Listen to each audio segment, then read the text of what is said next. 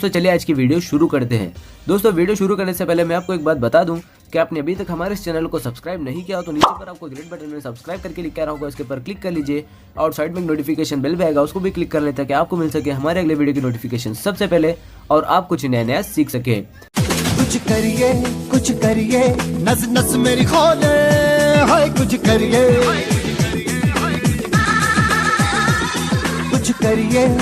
करिए बस बस बड़ा बोले, अब कुछ करिए। ओ कोई तो चल जिद फड़िए, तू बेतरिए या मरिए, हाय कोई तो चल जिद फड़िए, तू बेतरिए या मरिए। शक दे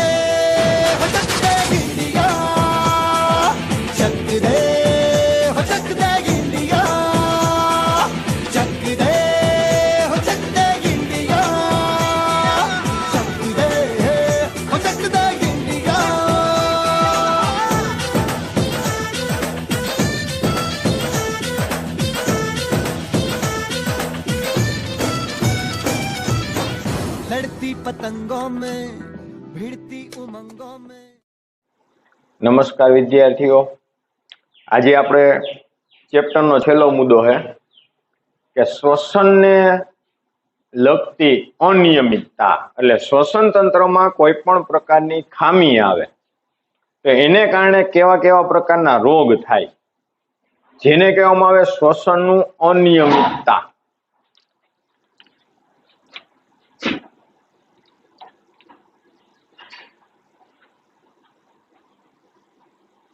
શ્વસનની અનિયમિતતા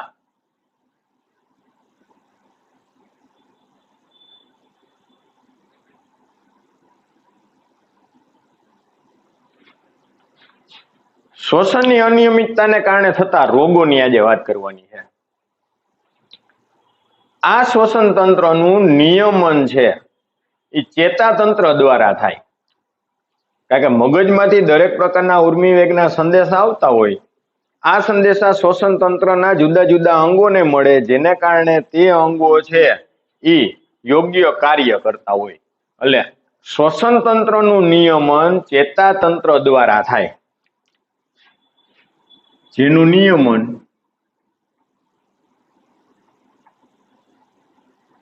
ચેતાતંત્ર દ્વારા થાય। ચેતાતંત્ર એનું નિયમન કરે। મગજમાં આવેલ લંબમજ્જા પ્રદેશમાં વિશિષ્ટ શ્વસન લયબદ્ધતાના કેન્દ્ર આવેલા હોય। લંબમજ્જામાં મગજમાં આવેલ લંબમજ્જા પ્રદેશમાં મગજ માં આવેલ લંબ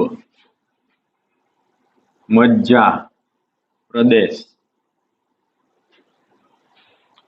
લંબમજ્જા પ્રદેશમાં વિશિષ્ટ પ્રકારના શ્વસન લયબદ્ધતા કેન્દ્ર આવેલા હોય।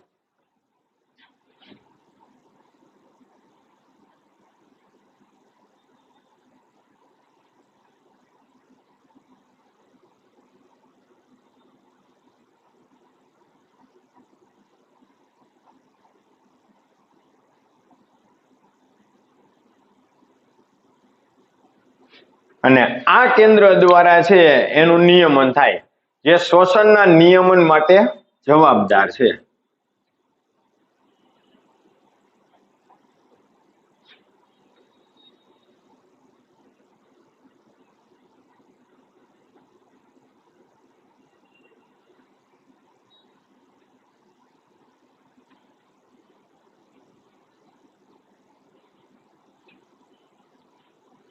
એના દ્વારા એનું સંચાલન થતું હોય। હવે આ એના માટે જવાબદાર તો છે, નિયમન કરે છે મગજના પ્રોન્સ પ્રદેશમાં એક અન્ય કેન્દ્ર આવેલું હોય। મગજના પ્રોન્સ પ્રદેશમાં એક અન્ય કેન્દ્ર આવેલ હોય છે। આ જે પોન્સ કેન્દ્ર છે તે શ્વાસ અનુચલન કેન્દ્ર તરીકે ઓળખાય, જેને શ્વાસ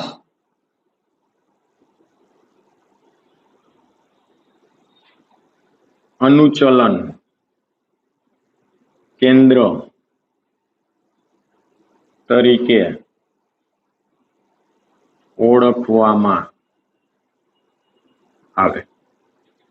શ્વાસ અનુચલન કેન્દ્ર કહેવાય. લયબદ્ધતા કેન્દ્ર કાર્યનું શું કરે? નિયમન કરે.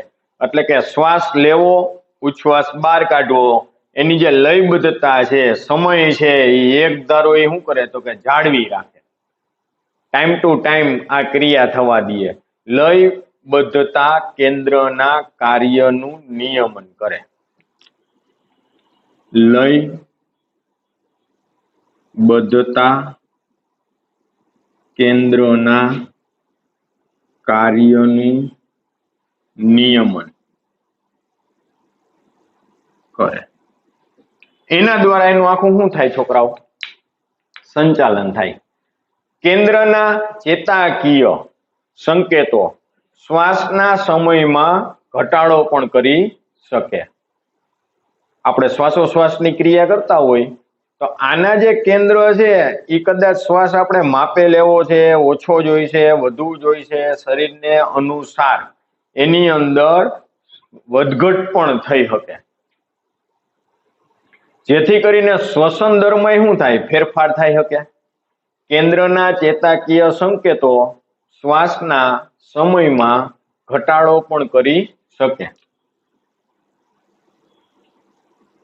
કેન્દ્રના એટલે કે શ્વસન કેન્દ્રના ચેતાકીય સંકેતો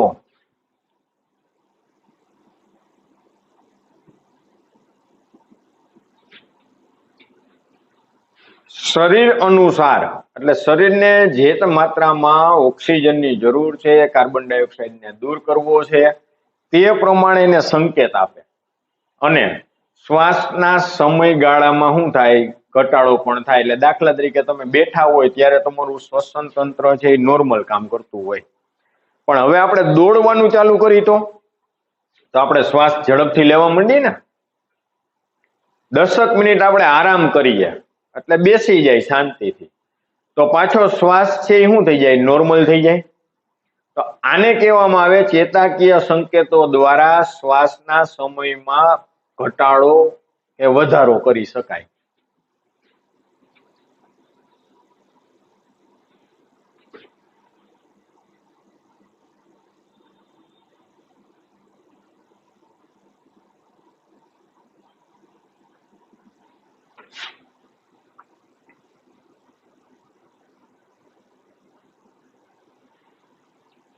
ફેરફાર થાય, જેથી શ્વસન દરમાં પણ શું થાય? ફેરફાર થાય.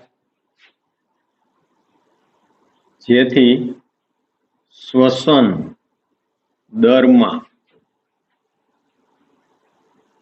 ફેરફાર થાય છે. શ્વસન દરમાં પણ શું થઈ શકે? વધઘટ થઈ શકે. કેન્દ્રની પાસે એક રાસાયણિક સંવેદી વિશિષ્ટતા આવેલી હોય. કેન્દ્રની પાસે એક રાસાયણિક સંવેદી વિસ્તાર આવેલો હોય. આ વિસ્તાર દ્વારા સંવેદના ગ્રહણ કરવામાં આવે. કેન્દ્રની પાસે એક રાસાયણિક સંવેદી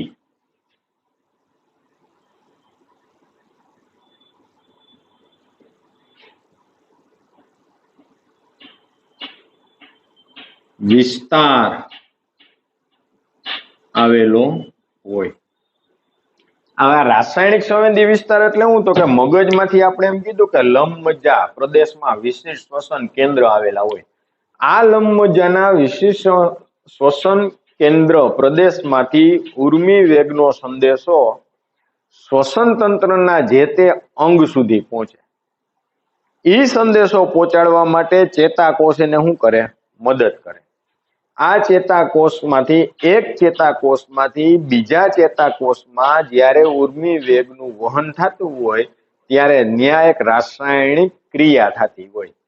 તમારે કદાચ ચેતાકોષ આવી ગયો હશે, એમાં નીચે ચેતોપાગમની ગાંઠ હોય, ઉપર શિખાતંતુ હોય. તો એક ચેતાકોષનો શિખાતંતુ બીજા ચેતાકોષની ચેતોપાગમની ગાંઠના શું હોય? સંપર્કમાં હોય. જ્યારે ઉર્મિ વેગનો સંદેશો એક કોષમાંથી બીજા કોષમાં આવે ને ત્યારે ત્યાં એક રાસાયણિક પ્રક્રિયા થાય. આના માટે ત્યાં વિશિષ્ટ વિસ્તાર આવેલો હોય. એ વિસ્તારમાંથી સંદેશાનું શું થાય? આદાન પ્રદાન થતું હોય. આ વસ્તુ અત્યારે તમને મગજમાં ન બેસે તો કઈ નહીં, કઈ તો કે ચેતાતંત્ર વાળી. એ તો જયારે આપણે આના પછી આગળના ચેપ્ટરમાં જવાનું જ છે ચેતાતંત્રમાં, ત્યાં આપણે એ ડીપમાં ભણશું ને ત્યારે હું તમને પાછું યાદ કરાવીશ કે આની અંદર કઈ રીતના ક્રિયા થાય. પણ અત્યારે તો ખાલી એક રાસાયણિક પ્રક્રિયા એટલે શું? તો કે ઉર્મિ વેગનો સંદેશો એક કોષમાંથી બીજા કોષમાં જાતો હોય તે દરમિયાન એક રાસાયણિક પ્રક્રિયા થાય છે. આપણે ખાલી અત્યારે એટલું યાદ રાખો ને, કન્ફ્યુઝ થવાની જરૂર નથી. ચેતાતંત્ર આપણે ભણશું ત્યારે આ વસ્તુનો આપણને જવાબ મળી જાય. જે કાર્બન ડાયોક્સાઇડ, હાઇડ્રોજન આયન ને માટે અતિ સંવેદનશીલ છે. આ વિસ્તાર છે એ કાર્બન ડાયોક્સાઇડ, CO2 અને H+ માટે અતિ સંવેદી વિસ્તાર છે. અહીંયા બે માટેની મેક્સિમમ સંવેદનાઓ ગ્રહણ કરવામાં આવે. આ પદાર્થોની વૃદ્ધિથી આ કેન્દ્ર સક્રિય થાય. જે આ પદાર્થો એટલે કાર્બન ડાયોક્સાઇડ ને હાઇડ્રોજન ને, જે એટલે કોણ? સંવેદી વિસ્તાર. આપણે આખું જ લખી, સંવેદી વિસ્તાર કાર્બન ડાયોક્સાઇડ અને H+ ની વૃદ્ધિથી સંવેદિત થાય. એટલે એ શું થાય? જેમ એની સંખ્યા વધે એમ એની કાર્ય કરવાની ક્ષમતામાં શું થતો જાય? વધારો થાય, સક્રિય થતું જાય. જે લયબદ્ધતાના કેન્દ્રને સંકેત આપે. જે લયબદ્ધતા કેન્દ્રને સંકેત આપે. આખી ચેનલમાં જ હાલે. એ હમણાં આપણે જોઈ લઈ, પછી પાછું આખો પ્રશ્ન, પેલા એક એક વાક્ય હું તમને કરાવતો જાઉં, પછી આખો પ્રશ્ન જોઉં. ધમની સાથે જોડાયેલ સંવેદી રચનાઓ મહાધમની કમાન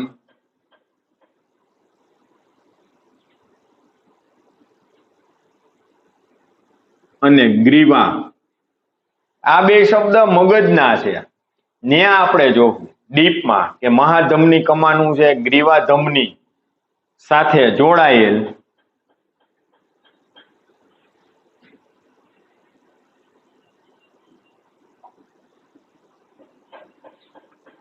મહાધમની કમાન અને ગ્રીવા ધમની સાથે જોડાયેલ, એટલે મહાધમની કમાન અને ગ્રીવા ધમની કમાન સાથે જોડાયેલ સંવેદી રચનાઓ પણ કાર્બન ડાયોક્સાઇડ, હાઇડ્રોજનની સાંદ્રતાના ફેરફારને ઓળખી શકે. મહાધમની અને ગ્રીવા ધમની બેય નહીં, તો કે મહાધમની કમાન, ગ્રીવા ધમની કમાન ને એની સાથે જોડાયેલ સંવેદી રચનાઓ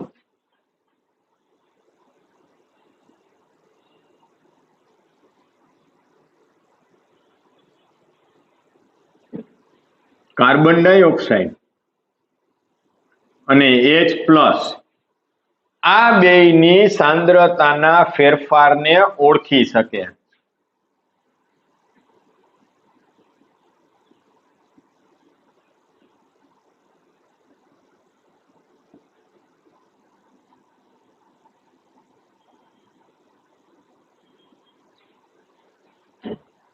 ફેરફાર જે કાંઈ થયા એને ખબર પડી જાય. તથા ઉપચારાત્મક પ્રક્રિયાના હેતુ માટે લયબદ્ધતાના કેન્દ્ર તથા ઉપચારાત્મક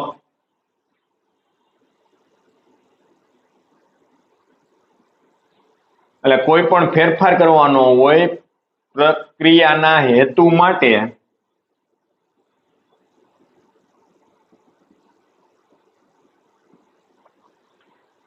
લયબદ્ધતાના કેન્દ્રના આવશ્યક સંકેતો આપે.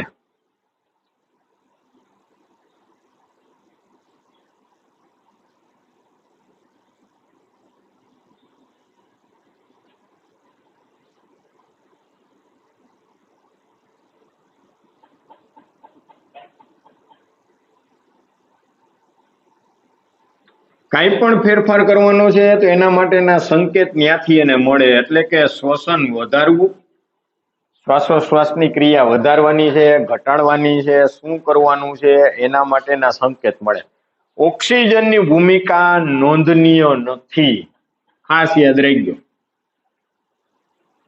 O2 ની ભૂમિકા નોંધનીય નથી. ઓક્સિજનની આમાં કોઈ મહત્વની ભૂમિકા નથી. હવે આ શ્વસનની અનિયમિતતા ફરીથી આપણે જોઈ ક્રમશઃ, તો કે શ્વસનની અનિયમિતતા તો શ્વસન તંત્રનું નિયમન ચેતાતંત્ર દ્વારા થાય. નહીં તો આપણને ખબર જ છે કે આપણા બોડીની અંદર આવેલા બધાય તંત્ર, એટલે કે આખા શરીરનું સંચાલન છે એ કરે કોણ? તો કે મગજ. મગજમાંથી ઉર્મિ વેગના સંદેશ દરેક અંગ સુધી જાય અને દરેક અંગમાંથી સંકેત આવે પાછો ક્યાં? મગજમાં. એટલે મગજ નક્કી કરે કે કઈ ક્રિયા કઈ રીતે કરવાની છે, કેટલો ટાઈમ ચલાવવાની છે, કેટલી ગતિથી કરવાની છે, ગતિ વધારવાની છે, ઘટાડવાની છે. આ બધાનું સંચાલન થાય મગજ દ્વારા, પણ એને ઓર્ડર આપે વાયા મીડિયા ચેતાતંત્ર દ્વારા. એટલે એમ કહેવામાં આવે કે જેનું નિયમન ચેતાતંત્ર દ્વારા થાય. મગજના કયા ભાગમાં? તો કે મગજમાં આવેલ લંબમજ્જાના પ્રદેશમાં વિશિષ્ટ પ્રકારના શ્વસન લયબદ્ધતા કેન્દ્ર આવેલા હોય. મગજમાં એક ફિક્સ જગ્યા છે, લંબમજ્જા. લંબમજ્જાની અંદર શ્વસન તંત્ર સંબંધિત સંકેતો નિર્માણ પામે, અર્થઘટન થાય, કાર્યનું સંચાલન ન્યાથી થાય. શ્વસન લયબદ્ધતા કેન્દ્રમાંથી થાય. જે શ્વસનના નિયમન માટે શું છે? જરૂરી. એટલે શ્વાસોશ્વાસની પ્રક્રિયા કરાવવા માટે એ એક અગત્યનું છે. આપણે ચાલતા હોય ત્યારે આપણો શ્વસન દર અલગ હોય છોકરાઓ, સાયકલ હલાવતા હોય ત્યારે શ્વસન દર અલગ હોય, દોડતા હોય ત્યારે અલગ હોય, અને આરામની સ્થિતિમાં હોય ત્યારે પણ અલગ હોય. તો એ સંચાલન અહીંયા થાય. મગજના પ્રોન્સ પ્રદેશમાં એક અન્ય કેન્દ્ર આવેલું હોય જેને શ્વાસ અનુચલન કેન્દ્ર તરીકે ઓળખવામાં આવે. લયબદ્ધતા કેન્દ્રના કાર્યનું શું કરે? નિયમન. એને કંટ્રોલ કરે કોણ?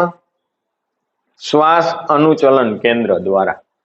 શ્વાસ અનુચલન કેન્દ્રનું નામ તો કે મગજના પ્રોન્સ પ્રદેશમાં આવેલું હોય. કેન્દ્રના ચેતાકીય સંકેતો શ્વાસના સમયમાં શું કરી શકે? ઘટાડો કરી શકે. આપણા પલ્સ, જે આપણા પલ્સ છે એ 1 મિનિટમાં સ્વસ્થ વ્યક્તિ 72 વાર હૃદયના પલ્સ ચાલતા હોય ને, એ પણ શ્વસન ઉપર આધાર રાખે. આપણે શ્વાસોશ્વાસની ક્રિયા વધુ કરી તો આપણું હાર્ટ પણ શું થાય? ધબકવા વધુ માંડે. કારણ કે ઓક્સિજન વાળું રુધિર ગયું ફેફસામાં, ફેફસામાંથી ક્યાં જાય? તો કે હૃદયમાં. આપણે દોડીએ તો શરીરના દરેક કોષને વધુ માત્રામાં ઓક્સિજનની જરૂર હોય. તો વધુ ઓક્સિજન એને ક્યારે મળશે? જો હૃદય ઝડપથી કામ કરતું હોય તો. એટલે એક પણ તંત્ર સ્વતંત્ર નથી છોકરાઓ, બધાય તંત્રના કાર્ય કરવા માટે એકબીજા ઉપર ડિપેન્ડેડ જ છે.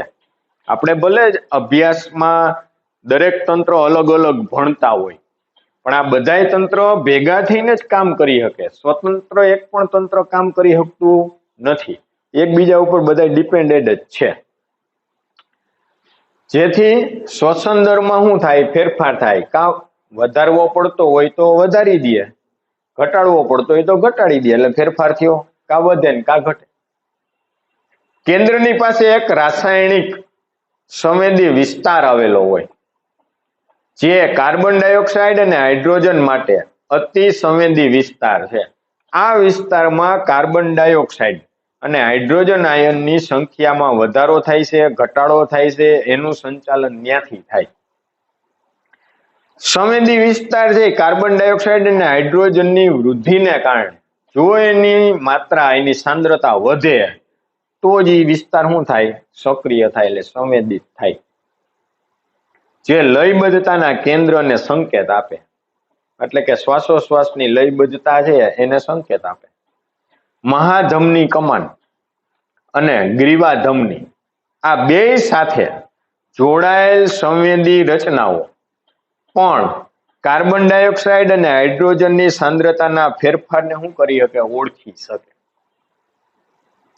તથા ઉપચારાત્મક પ્રક્રિયાના હેતુ માટે લયબદ્ધતાના કેન્દ્રના આવશ્યક સંકેતો આપે. ઉપચારાત્મક કાંઈ પણ ફેરફાર કરવાનો છે તો એના માટેના ત્યાંથી એને શું મળે? સંકેત પણ મળે. આ આખી ક્રિયામાં છોકરા ઓક્સિજનની ભૂમિકા મહત્વની નથી, નોંધનીય નથી, એટલે એને બહુ ધ્યાનમાં લેવામાં આવતી નથી. કારણ કે શ્વાસ તો તમે લ્યો જ છો, એ તો શરીરને જોઈ છે, એટલે એનાથી શરીરને કાંઈ નુકસાન નથી. એમ ટૂંકમાં ઓક્સિજન શરીરમાં દાખલ થઈ જાય તો એનાથી કોઈ પ્રોબ્લેમ નથી. પણ શરીરમાં કાર્બન ડાયોક્સાઇડ વધી જાય તો પ્રોબ્લેમ છે. એટલે કાર્બન ડાયોક્સાઇડ અને હાઇડ્રોજનને કારણે જ આ થાય. હવે હાઇડ્રોજનને કારણે કેમ? તો તમે યાદ કરો, આના આગળના બીજા લેક્ચરમાં, આગળનો નહીં, ગયો ઈ નહીં, એના આગળના લેક્ચરમાં આપણે લીધું હતું કે રુધિરમાં ઓક્સિજનનું વહન. હાઇડ્રોજન હિમોગ્લોબિન હારે જોઈન્ટ થયો, હિમોગ્લોબિન એસિડ બન્યો. હિમોગ્લોબિનિક એસિડ હારે ઓક્સિજન જોઈન્ટ થયો. ખાલી હિમોગ્લોબિન હારે ઓક્સિજન જોડાતો નથી છોકરાઓ. મેં આ જગ્યાએ સમીકરણ લખ્યું હતું, યાદ હોય તો. મને યાદ છે, ને યાદ ન હોય તો એ લેક્ચર પાછો તમે જોઈ લેજો. એટલે હિમોગ્લોબિન હારે હાઇડ્રોજન જોડાય, હિમોગ્લોબિનિક એસિડ બને, અને હિમોગ્લોબિનિક એસિડ હારે શું જોડાય? ઓક્સિજન જોડાય. ત્યારે ઓક્સિજન છે એ રુધિરમાં આગળ શું પામે? વહન પામે. રેડી? તો આ થઈ શ્વસનની અનિયમિતતા. શ્વસન તંત્રમાં કેવી રીતના ખામી ઊભી થઈ શકે એની વાત થઈ. હવે આપણે વાત કરવાના છે 4-5 રોગો શ્વસન તંત્રને લગતા. તો કે પેલો વેલો રોગ આવે છોકરાઓ, દમ. એ પેલા આપણે આ કાઢી નાખીએ.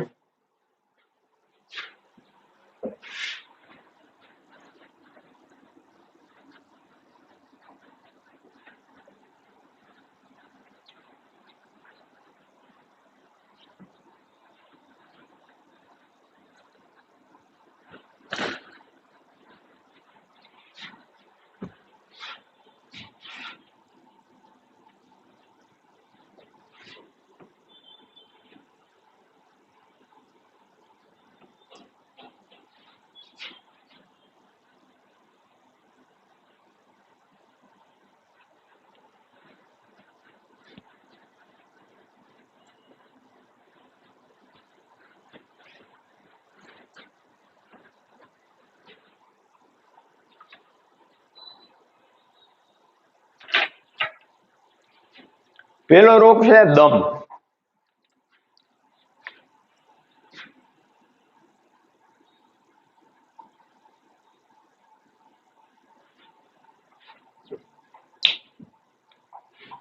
એલર્જી રોગ છે. કોઈ પણ વસ્તુની એલર્જીને કારણે થતો રોગ છે, એલર્જીક રોગ છે.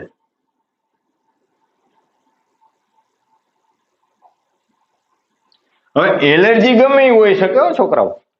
દાખલા તરીકે ડસ્ટની એલર્જી. પાછા ડસ્ટમાં પ્રકાર હોય. રોડ ઉપરની ધૂળની ડસ્ટની એલર્જી, બાજરાની ડસ્ટની એલર્જી, કોઈ પણ પ્રકારના ધાન્યની ડસ્ટની એલર્જી, અથવા તો કોઈ પણ પ્રકારની જમીનની ડસ્ટની એલર્જી, કોઈ પણ પ્રકારની સ્મેલ, દાખલા તરીકે સ્પ્રે છે એની એલર્જી, એટલે મીણબત્તી અગરબત્તીની એલર્જી, એને સુગંધ આવતી હોય. એટલે એલર્જી ગમે એ પ્રકારની હોય એ આઈડિયા આવતો નથી. ટૂંકમાં શ્વાસ મારફતે જે વાયુ સ્વરૂપનો પદાર્થ અંદર ગયો અને બોડી એને એક્સેપ્ટ ન કરે ને ત્યારે શ્વસન તંત્રમાં જે ખામી આવે એને દમ કહેવાય. આમાં થાય શું? તો કે શ્વાસ નળીની દિવાલના સ્નાયુઓ ઉત્તેજિત થઈ જાય. શ્વાસ નળીની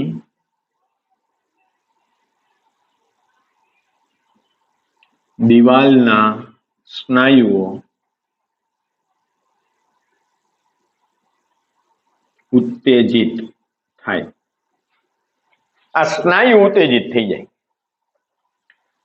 અને જેને કારણે આ સ્નાયુ ઉત્તેજિત થવાથી શ્વાસ નળી છે ને એ સંકોચાઈ જાય, જેથી શ્વાસ નળી સંકોચાય. હવે છોકરાઓ, શ્વાસ નળી સંકોચાઈ જાય તો એનો જે વ્યાસ છે એ શું થઈ જાય? નાનો થઈ જાય. જેટલી માત્રામાં અંદર હવા દાખલ થવી જોઈએ એટલી માત્રામાં હવા દાખલ થાય નહીં. ઓક્સિજન શું થાય?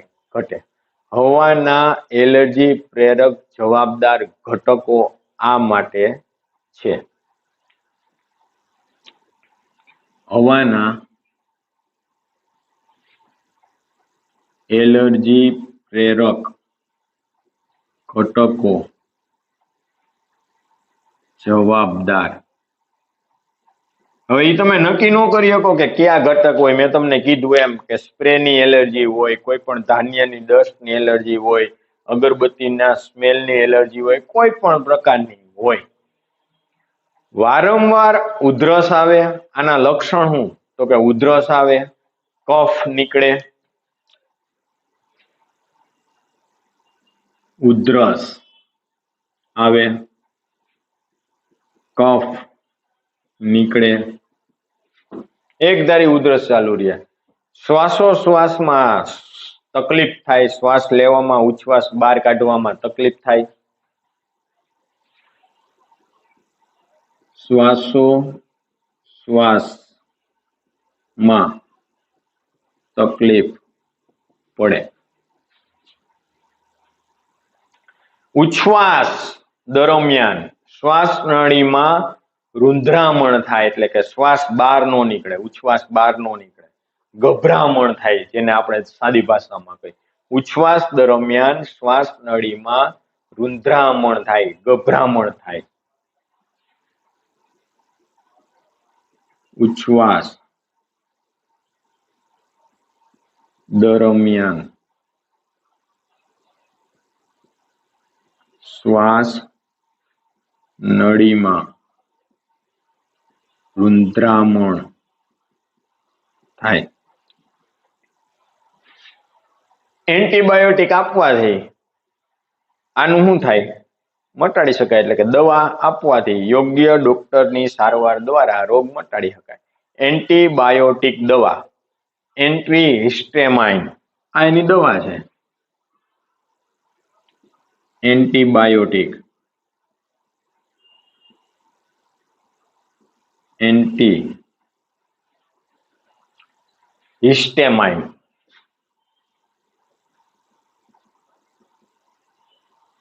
આ આપવાથી રોગમાં શું મળે?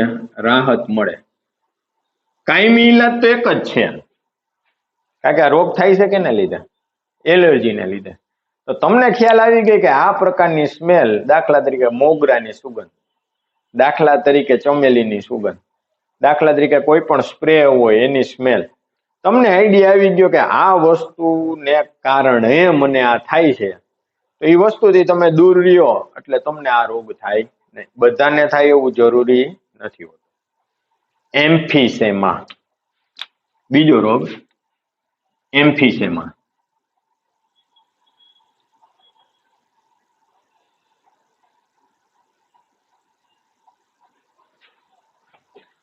આ પણ શ્વસન તંત્રને લગતી બીમારી છે. ફેફસાનો ઉથલા મારતો રોગ.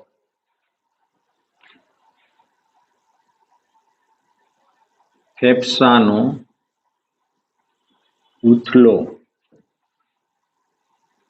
મારતો રોગ. વાયુકોષો તેની સ્થિતિસ્થાપકતા ગુમાવી દે. ફેફસામાં શું થાય તો કે વાયુકોષ તેની સ્થિતિ સ્થાપકતા ગુમાવે. એટલે જ્યારે જ્યારે છોકરાઓ આપણે શ્વાસ લઈ ત્યારે ત્યારે આપણું વાયુકોષ શું થાય? ફૂલે. વાયુકોષ ફૂલે એટલે એની અંદર શું થાય તો કે હવા ભરાય, એટલે ઓક્સિજન દાખલ થાય. ઉચ્છ્વાસ કાઢી એટલે વાયુકોષ શું થાય? સંકોચાય, એટલે એની અંદર રહેલો કાર્બન ડાયોક્સાઇડ જે રુધિર કેશિકાના ગુચ્છ દ્વારા શરીરમાં એકત્રિત કાર્બન ડાયોક્સાઇડને લઈ આવી અને વાયુકોષમાં નાખે. એ સંકોચાય એટલે કાર્બન ડાયોક્સાઇડ નીકળે. હવે જો વાયુકોષ્ઠ જ એની સ્થિતિસ્થાપકતા એટલે કે સંકોચન અને વિકોચન કરવાનો ગુણધર્મ ગુમાવી દે તો ઓક્સિજન વાયુકોષ્ઠમાં રહે અથવા તો વાયુકોષ્ઠમાં કાર્બન ડાયોક્સાઇડ રહે, શ્વસન થાય નહીં. જેથી વાયુકોષ્ઠો ઉચ્છ્વાસ બાદ હવાથી શું રહે? ભરેલા રહે.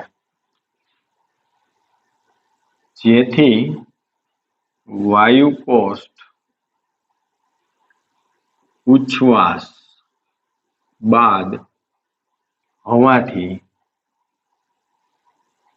ભરેલા રહે છે. એમાં હવા સતત ભરેલી ને ભરેલી રહે. પછી તમે શ્વાસ લ્યો ખરા પણ વાયુકોષ્ઠ ઓલરેડી હવાથી ભરેલા જ છે, તો એમાં કઈ કાર્બન ડાયોક્સાઇડ સમાવવાનો નથી. અથવા તો ઊંધી રીતના વિચારીએ, આપણે બીજી રીતે વિચારીએ કે વાયુકોષ્ઠ હવાથી ભરેલા છે તો શરીરમાંથી એકત્રિત થયેલો કાર્બન ડાયોક્સાઇડ વાયુકોષ્ઠમાં આવશે નહીં, કારણ કે વાયુકોષ્ઠમાં જગ્યા જ નથી. બરાબર? આ રીતે થાય. આવું થવાનું કારણ શું? તો કે ધૂમ્રપાન. બીડીયું પીતા હોય ને એને આ થાય. બીડી ધુવાળા નીકળે બધી બીડી જ કહેવાય. પછી તમે સિગરેટ પીવો તો ભલે, ફોસ્ફેર પીવો તો ભલે, કાળી પીવો, ધોરી પીવો, બ્લેક પીવો, પીળી પીવો, ગમે પીવો, હોકો પીવો, ચલમ પીવો, આ રોગ થાય. એટલે ઘણા શું છે, પિક્ચરમાં જોઈને પાનના ગલે ઉભા આમ સુસવાટા નાખતા હોય, રીંગું કાઢે ને ગોટા કાઢે ને એ પછી વાહે ગોટા નીકળી જાય પાછલી જિંદગીમાં, થઈ જાય દમ અને એમ્ફીસેમા, વેલા ઉપર પરલોક ફ્લાઇટ નીકળી જાય. ધૂમ્રપાન કરવાથી અને વારંવાર ઉથલા મારતા બોન્કાઇટિસને કારણે આ રોગ થાય. હવે બોન્કાઇટિસ આના પછી આવશે.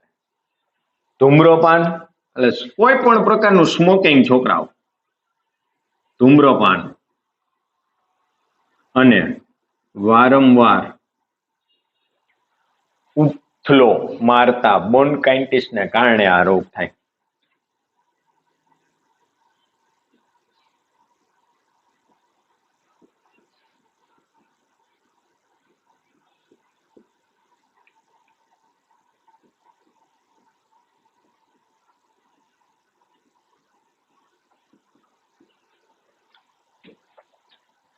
શ્વાસોશ્વાસમાં તકલીફ પડે, શ્વાસ લેવામાં અને ઉચ્છ્વાસમાં. એટલે જ આપણે કીધું ને કે શ્વાસોશ્વાસમાં.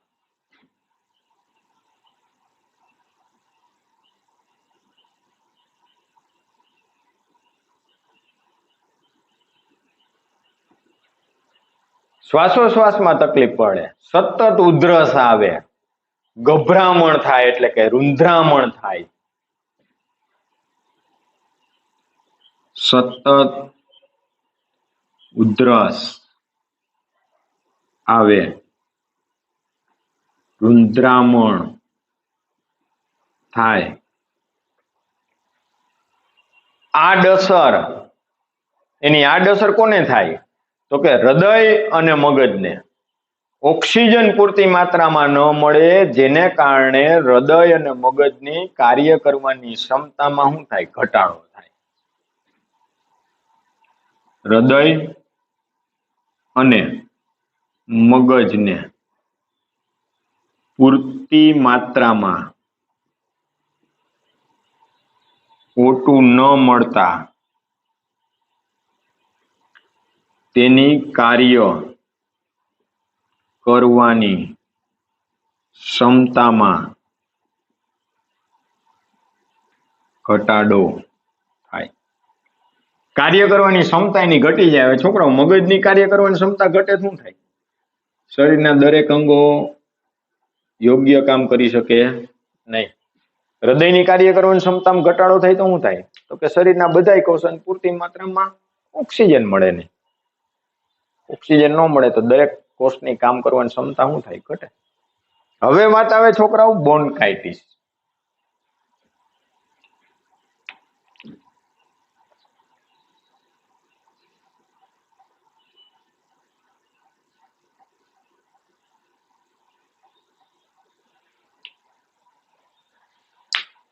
શ્વાસવાહિનીની દાહ કે બળતરા, એટલે શ્વાસવાહિનીમાં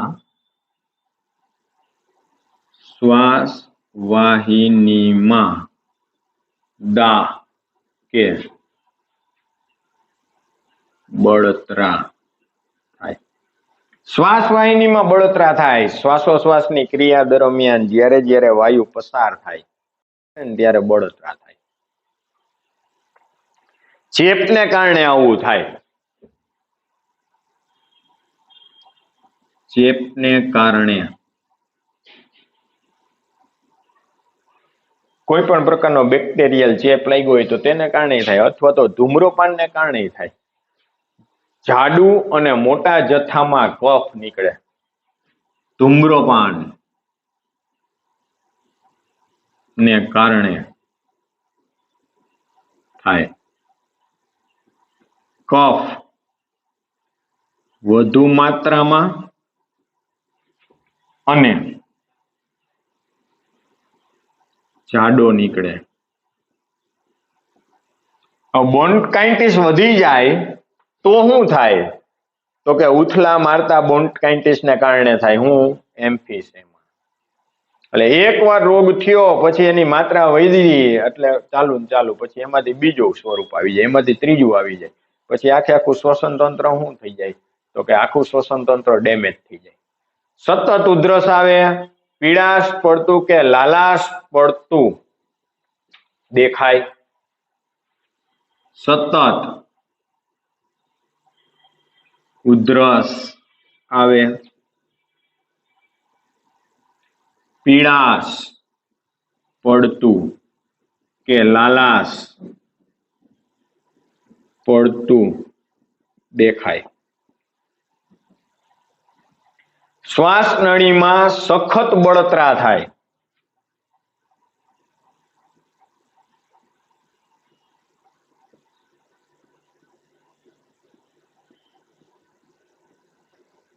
શ્વાસ નળીમાં કીધું હો છોકરાઓ, શ્વાસ વાહિનીમાં નહીં.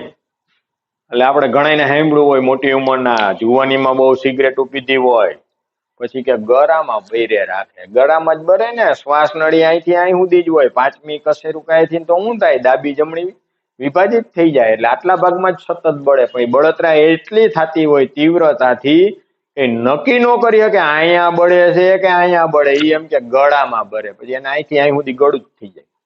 ગળું આટલું જ હોય. હવે તો સાયન્સના વિદ્યાર્થી જો ખબર પડી ગઈ ને, બળતરા જ એવડી છે જેને કારણે નક્કી નથી કરી શકતા ક્યાં બળે છે. ધુમાડો, રસાયણો, પ્રદૂષકોથી દૂર રહેવાથી આ રોગથી બચી શકાય. ધુમાડો, રસાયણો, વાયુ પ્રદૂષક, વાયુ પ્રદૂષકોથી દૂર રહેવાથી આ રોગથી દૂર રહેવાથી બચી શકે.